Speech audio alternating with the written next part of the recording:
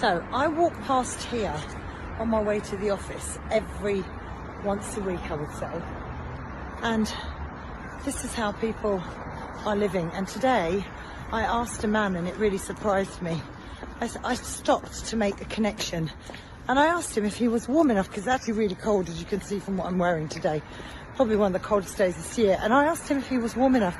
And he had a blanket, like one duvet, and said, yeah, he was very warm, he had a hat. But what really got me was I asked him if he needed anything and what he was doing and how he was. And he said he was going to work today. I was a little bit surprised. I thought, wow, homeless person going to work. So it challenged my assumptions on how homeless people don't actually go to work. So there's always something new to learn, and you don't learn that until you've taken the time to stop and make the connection with someone, to really care and find out about their life. So because of that connection, we know now what he needs in terms of blankets or in terms of clothes. We can actually do something to help, especially if we walk past people regularly and we see them all the time.